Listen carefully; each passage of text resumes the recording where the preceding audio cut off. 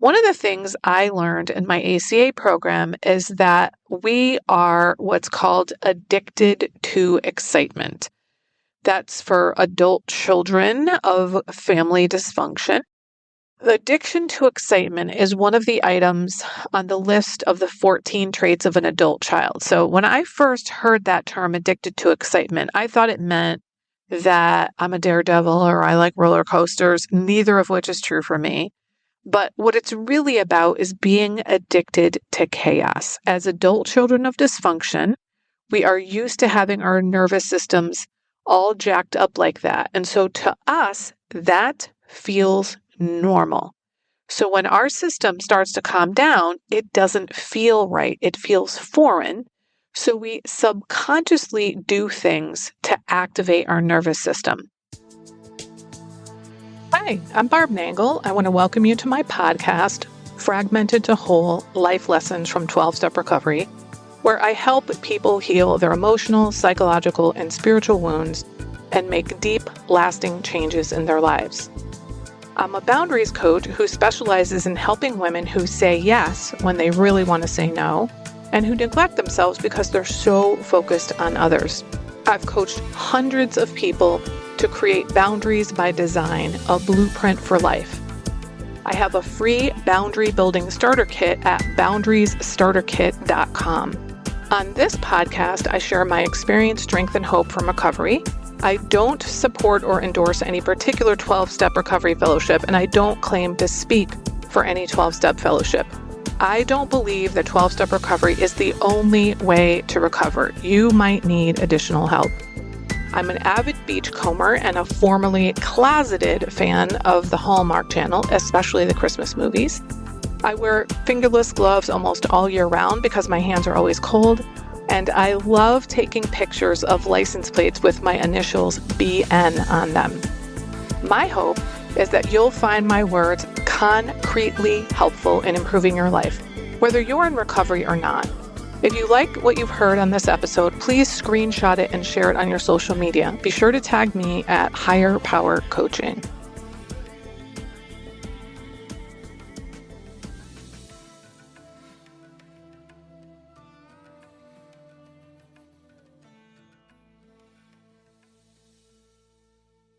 This is episode 283, Addicted to Chaos: How Rumination and Catastrophizing Hijack Your Peace and How to Stop. I heard or saw this phrase recently: stop extending the life of your problems. I didn't have time to investigate the details behind it, but I thought, oh, that's a good topic for a podcast, so here it is. I had no idea that I was massively extending the life of my problems for decades on end until I got into recovery. There was so much going on in my head that I was not even aware of, which is kind of astonishing to find out because in my late 20s, I did a lot to clean up my negative self-talk after reading the book When Food is Love by Janine Roth. I didn't even know until I read that book that I had negative self-talk. When she wrote out some of the heinous things her clients said to themselves, I was like, oh my God, I say that shit to myself. Janine's recommendation was to first notice that you're doing it, then stop and sort of observe what's going on around you to see what you're trying to distract yourself from. And then, of course, change what you're saying to yourself to something kind instead of something shitty. Now, I went through that process and I thought I was good.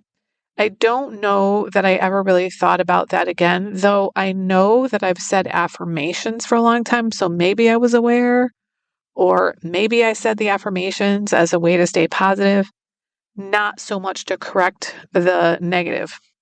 Anyway, when I got into recovery, I learned that I still had negative self-talk, maybe, but that wasn't the worst part. What I had no awareness of was that I ruminated about the past and catastrophized about the future. I had no idea that was going on, and this was despite being a lifelong optimist. You know, glass half full, always look on the bright side. Plus, I have kept a gratitude journal nightly since July of 2000. So I was astonished to find out that I ruminated over things that happened in the past. I would replay events over and over, almost as if the thinking was, well, if I replay it enough times, maybe there'll be a different outcome. I didn't know that it was an option to not do that because I didn't even know that I was doing it. So I first had to become aware that I was replaying incidents over and over again, mostly from the very recent past. Like, let's say something shitty happened, I would either think about it over and over and over again, or I would talk about it over and over and over again. So let's just say the shitty thing was like somebody pulled out in front of me on the way to work that day. It's bad enough that that happened and it was disturbing to me when it happened. But then I would talk about it with just about everybody I saw. Like, oh, you're not going to believe what happened to me on the way to work this morning. This asshole pulled out in front of me. And then they would probably tell a story of when someone pulled out in front of them. And so we just basically bash humanity and talk about what assholes people are. I don't do that shit anymore. So here's the thing. It's not like I've never pulled out in front of somebody. People don't do that typically on purpose. And the way I think about it now is that person is a stranger. They're basically a car to me. And I was allowing those strangers to steal my serenity, not only in the moment when the thing happened, but afterwards when I lived through it again and again and again. And that is what happens when I replay incidents in my head or when I talk about things again and again and again. I'm activating my nervous system. I'm hijacking my internal drugstore and probably getting myself into fight or flight mode. One of the things I learned in my ACA program is that we are what's called addicted to excitement. That's for adult children of family dysfunction. The addiction to excitement is one of the items on the list of the 14 traits of an adult child. So when I first heard that term, addicted to excitement, I thought it meant that I'm a daredevil or I like roller coasters, neither of which is true for me. But what it's really about is being addicted to chaos. As adult children of dysfunction, we are used to having our nervous systems all jacked up like that. And so to us, that feels normal. So when our system starts to calm down, it doesn't feel right. It feels foreign. So we subconsciously do things to activate our nervous system. The other thing it does is it takes you out of the present moment, which is the only moment in which you can make choices and take action. That's only able to happen in the present moment. So if you're going to have a high quality life, you can't do that if you're not in the present moment all the time. Now, I didn't know any of this was going on, and therefore I didn't know it was an option to not do it. So the first step is realizing that you're replaying incidents from the past or you're talking about them. The second is to make a decision. Is this how I want to live my life? If it's not, then the third step is to make a decision to stop. And it's not like you're going to be able to stop immediately. It takes time to change behaviors like this. This is where a nightly inventory can come in really handy. I do have an episode about that. I will link it in the show notes. If you're not familiar with that, it's something that we do in 12-step recovery, typically steps 10 and 11. Because when you reflect on your day, you can ask things like, did I ruminate or catastrophize, which sensitizes you to it and you're much more likely to stop. Now, I cannot tell you what an impact it had on my life to stop ruminating and stop repeatedly talking about shitty things that happened. I really didn't realize how many times and places in my life I was doing things to activate my nervous system. That's about ruminating about the past. Now, I do want to add that sometimes shitty things happen and you do need to share them with other people to process them, to come to some kind of resolution about them. That is completely different than ruminating or just complaining about it.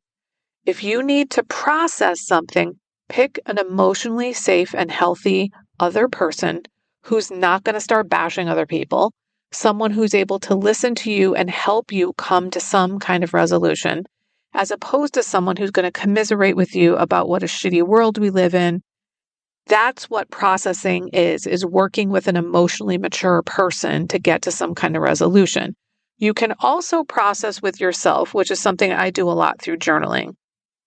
And then there's catastrophizing about the future. I don't really feel like I ruminate so much about the past anymore. I mean, maybe a couple times a year or something like that.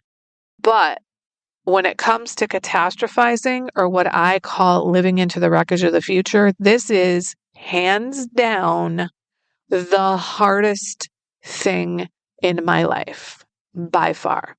Now, it's nowhere near as bad now as it used to be.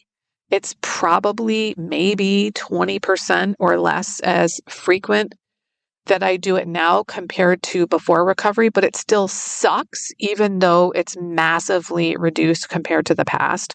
I did it all the time, but again, I didn't even know that I did it until I got into recovery. When I came to see that I essentially did a lot of worrying and thinking about worst case scenarios, I remember being in my 30s and having a conversation with my mom, and she told me that she worried all the time. And I was like, are you kidding me? I don't. Like, I didn't know that I did, and I never knew that my mother did either. I was surprised when she told me that. Recovery showed me that I spent an enormous part of my life catastrophizing. Some of it is that I would pre-play scenarios. Say I was planning to have a difficult or potentially difficult conversation with someone. I would pre-play in my head, and it would go something like this. I'm going to say this, and then she's going to say that. That fucking bitch. Then I'm going to say this, and then she's going to say that. And I would get all riled up as if this shitty conversation actually happened, which, by the way, those conversations never once turned out the way I pre-played them. So it's bad enough that I'm doing that and hijacking my nervous system. But the other thing I did was I gave myself the short end of the stick in those scenarios. The other person was an asshole and I was the victim. I set up the scenarios in such a way that they were somehow going to victimize me. So I wasn't only activating my nervous system, I was victimizing myself and perpetuating my pattern of victim mentality, which was hands down the biggest mindset shift of recovery, was coming out of victim mentality. The other thing that I do was catastrophize about situations. Like if it had to do with finances, I would start to think about all the bad things that could possibly happen and then all the negative repercussions of those bad things. And then I'd go into disaster planning, which would send me into a negative spiral. When we relive our problems or pre-plan shitty things, it's not just bad because we're activating our nervous system. It's bad because we're not living in the present moment. And it's also bad because many of us victimize ourselves in our minds when we do this. So if you weren't already aware that you do these things, and now you are, if you're doing them, and because of that awareness, you can now realize that it's an option to stop. You do not have to replay incidents from the past or catastrophize into the future. Now, I mentioned that not catastrophizing is the hardest thing for me. My brain wants to catastrophize, so I do a lot of changing the channel, so to speak. As soon as I realize it's happening, which sometimes happen before the actual thought words come to me, sometimes a feeling starts to arise. And when it does, I don't allow myself to go down that track. Now, there are times that it's really hard and I have to pull myself back like 30 times because this is such a habit of my mind. We have to actively do things to resist this urge to catastrophize and ruminate. It's definitely a lot of work, but it's absolutely worth it because you get to live in the present moment and make conscious decisions about how you want to live while you're in the present moment. If you're going to replay the past and pre-plan the future, then replay wonderful incidents and flood your body with those happy, joyous, and free inner drugstore chemicals. If you're going to pre-plan the future, start fantasizing about how fucking awesome things are going to be and decide That's the kind of life that you want to live. Because the only way to live your life on purpose is if you're in the present moment, making decisions about how you want to live your life and then taking action based on those decisions. You can't do that if you're stuck in the past or stuck in the future. If you feel like you don't know how to be in your life, or maybe even how to be in your feelings, if you don't know what it's like to be situated within yourself or how to be in relationships or organizations, it's probably because you're super focused on others and everything outside of you. If that's you, you're probably also really generous with your time, but it's killing you. You are the perfect candidate for Boundaries by Design, a blueprint for your life. This is an 8-week structured course for women. Your blueprint for life will be co-created for you personally. I'll give you the framework, coaching, and guidance. Then you'll fill in what's right for you. It'll be based on what matters to you most. It will be like having a manual for your life. You'll know where you end and others begin, what's your responsibility and what's not, what you like, want, need, and prefer. You won't go seeking outside yourself for validation and affirmation. You'll get it from sticking to your blueprint. Go to higherpowercc.com/boundariesbydesign or check out the link in my Instagram bio. If you like this podcast, and I'm guessing you did because you're still listening, you will also love my weekly newsletter, Friday Fragments, which has short essays similar to the podcast. You can check it out at fridayfragments.news. That's fridayfragments.news. If you haven't already subscribed to my podcast on your favorite podcast outlet, please do that. It helps carry the message to more people. I started this podcast because there was so much wisdom in recovery that just wasn't making its way out into the world. So I want as many people as possible to hear it. I'd also love it if you'd leave a 5-star rating or a review, which you can do on Apple Podcasts. It helps other people find it so they can get the benefits that you've gotten from listening. If someone in particular came to mind when you listen to this episode, please share it with them. And my favorite place to hang out on social media is Instagram. I'm at Higher Power Coaching. Please DM me there. I'd love to hear what you got from this episode. I run private and group coaching programs on building healthy boundaries. Whether you need help with boundaries in your personal, professional, or romantic life, I can help. Head on over to barbchat.net where you can get on my calendar for a free 30-minute Better Boundaries consultation. I also do short-term situational coaching to help people make it through specific situations they're going through, such as divorce, empty nesting, preparing for retirement, or any phase where their identity is shifting. Regardless of the type of coaching, my ideal client is someone who is ripe for change. If that's you, I'd love to work with you. My goal with all my work is to help you make lasting changes in your life, like I've made deep, lasting changes in my life. Remember, it's never too late to recover. No one is beyond hope, and healing is possible. Thanks for listening.